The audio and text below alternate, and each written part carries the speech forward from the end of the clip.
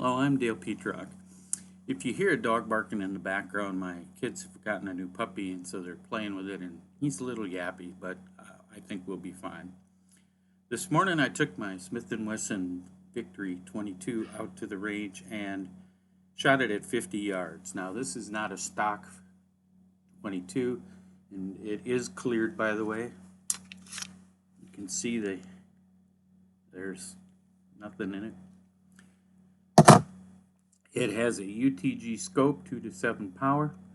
It's sitting on top of the standard Smith & Wesson rail. It has a Tandemkross Spitfire barrel with their muzzle brake, and it has the Tandemkross accelerator pedal and the Volquartsen grips. It also has the Tandemkross trigger system and hammer system. I've had this pistol for some time, and while I've been shooting rifles mostly in the last several months, I spend a lot of time at periods of the year shooting pistol. I took this particular pistol out to shoot it at 50 yards, which is why the scope is on it, and I tried it with 3 different types of ammunition. I tried it with Eley Target, RWS Rifle Match, and Norma TAC 22. The Eley Target, which was the first set of ammo that I tried in the pistol, I shot 8 groups of 5 simply because I hadn't shot pistol for a lot for a while, and so I thought I'd use it to get used to it. And the groups ran as Group 1 was 2.12 inches, Group 2 1.26 inches, Group 3 2.60 inches, Group 4 1.77 inches, Group 5 1.96, Group 6, 1.69, Group 7, 1.34, Group 8, 2.20 for an average of 1.87 inches with a standard deviation of 0.42 inches. That is probably the larger of all of the ammo shot. This lot of Eley Target has not been the best in anything that I've been shooting, so I didn't expect it to do extremely well. I also didn't know how much of it was probably me.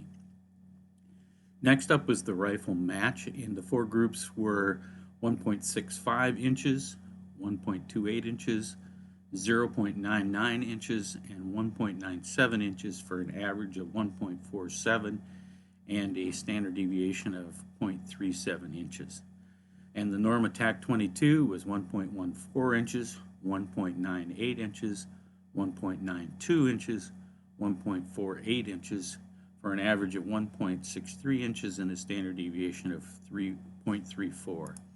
Now the interesting thing about this particular pistol is that you'll see that the groups, when you're looking at the target, often have kind of one flyer, and I assume that's me at this point. I assume that's my getting used to it.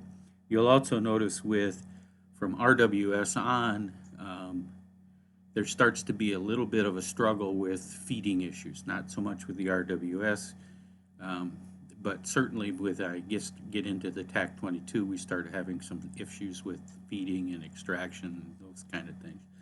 That's not uncommon with TAC 22 in this pistol.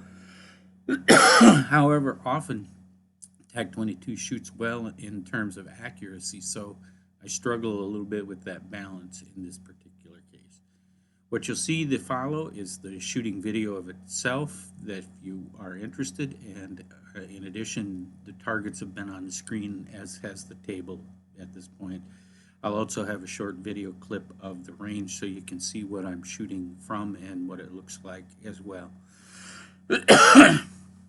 As always, may all your shooting be 10s, and if you have any questions, feel free to let me know.